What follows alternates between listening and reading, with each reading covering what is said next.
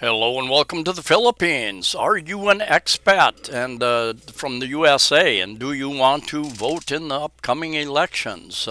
Had Gary from the Cebu group, Cebu Expats group, send us through on I think Facebook page fvap.gov/overseas, Federal Voting Assistance Program.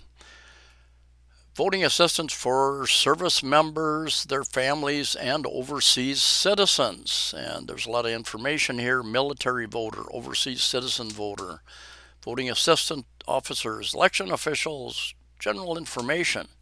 Anyway, let's just scroll down here. And many states allow, this has kind of been an evolving thing over the years. My only fear, a lot of people's only fears with online type things, is that systems get hacked, your information gets hacked, stolen, all that sort of thing. So we'll just go through here, and if you feel safe with it, go ahead and do it. First, register and request your absentee ballot with the federal postcard application.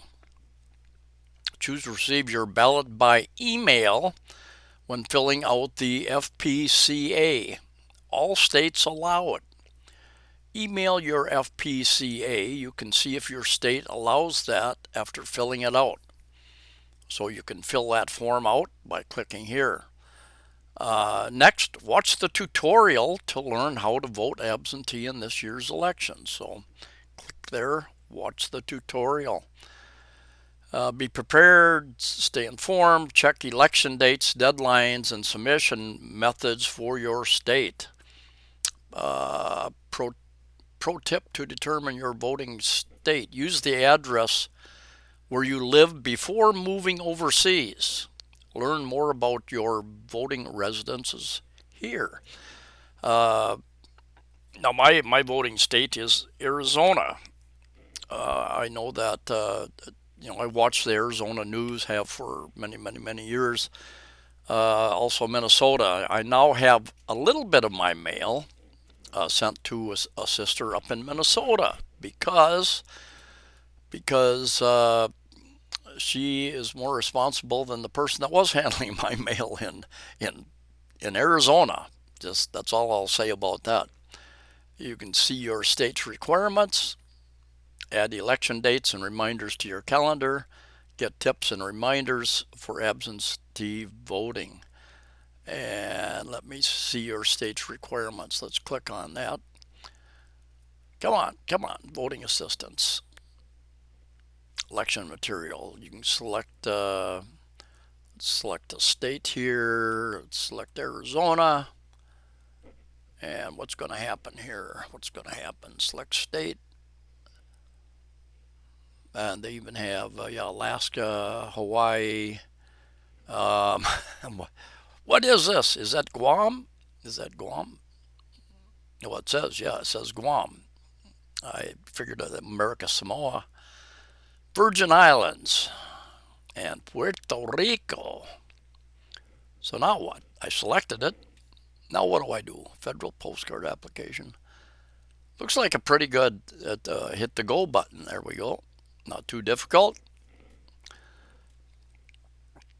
Registration. Okay, general election. Deadline dates. Federal election deadlines. Registration has to be received by 7 p.m. November 5th, 2024. Ballot request received by 7 p.m. November 5th, 2024. Ballot return received by same thing, same date, November 5th, 7 p.m. 2024.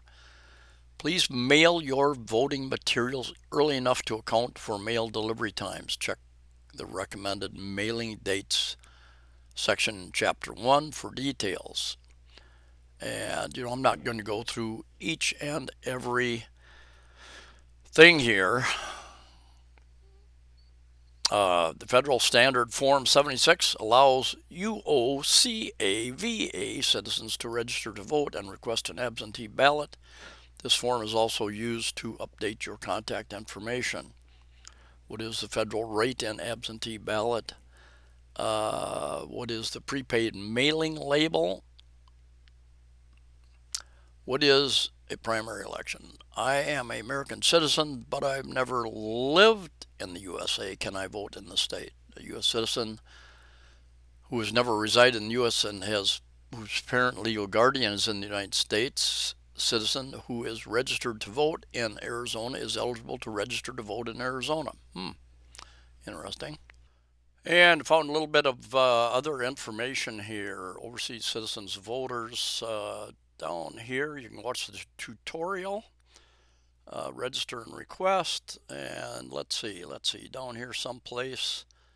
Here you go. Get help from FVAP or your nearest U.S. embassy or consulate, where you can pick up hard copies of the forms. Cebu City has a USA consulate on the lower level of the Waterfront Hotel, which is pretty close to IT Park. And so apparently you can pick up hard copies there instead of waiting for them to send it to you. I will have to get up there and get tools for sending forms by mail, email, or fax, like postage paid envelopes and cover sheets. Let's see, tools for sending forms. Email. I think you can send it in by email, I believe. Election forms and tools for sending. Register and request your absentee ballot with the federal postcard application. You can fill it out online, I believe. Download. You can make sure to follow your state instructions when filling out the, okay, you need another language. Vote as a backup using the federal write-in absentee ballot. Send in your forms with these helpful tools. Mail. Okay, you can mail it is one way, and it tells you where to send it to. Email or fax. If your state allows you to email or fax your FPCA ballot, or use this cover sheet to help protect the privacy of the materials and ensure they're received correctly. Email or fax transmission cover sheet right there. And this is interesting. I've been reading an article just the other day. These election laws keep ending up in courts and Supreme Courts, state Supreme Courts, federal Supreme Courts. And I think Arizona is one of those where to vote in local Arizona elections, you need proof of citizenship, supposedly. But even there, they're having issues with people listed as citizens who never proved that they were citizens of the state. And they're trying to work through that right now, I understand. But at the same time, I think a federal court has said that they do not, in Arizona, they do not have to prove that they are citizens of the U.S. to vote in the national election. So yeah, that's a thing that, and with the election so close, that could be the last statement from the courts on that.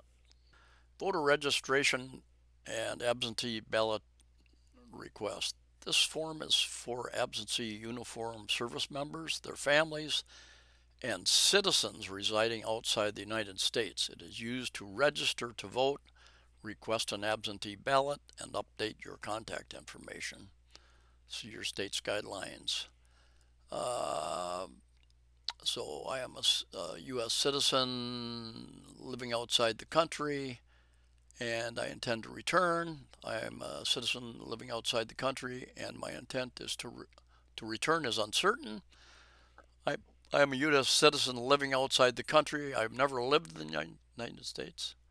So yeah, your name, social security number, date of birth, driver's license, or state ID number. What is your address in the U.S. or territory? Where are you now? You must give your current address to receive your voting materials. What is your contact information? This is so election officials can reach you about your request. What are your preferences for upcoming elections? Mail, email, or online, fax? What's your political party for primary elections? What additional information must you provide? Puerto Rico and Vermont require more information. See the back for instructions. And then you must read and sign this statement. I think by typing in your name, same as signing that.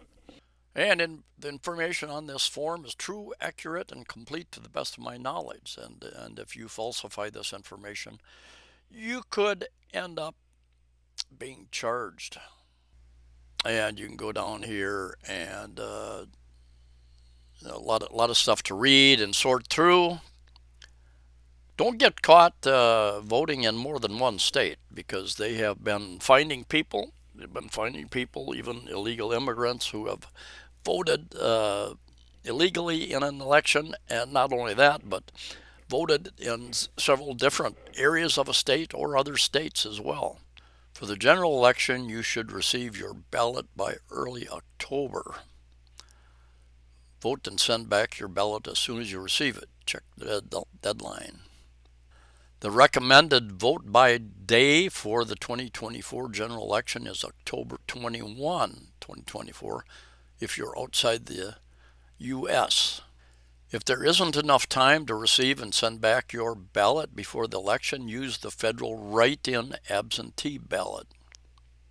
So there you have it. Looks like a very easy way for U.S. citizens outside of the country to vote. And easier, more convenient actually, than to have my family send my ballot out to me and wait for it to get here and sending it back, all that type of thing. We're making progress. I hope it's progress, and it's not an issue with hacking and all that type of thing. Anyway, safe travels to you all, and I'll see you next time.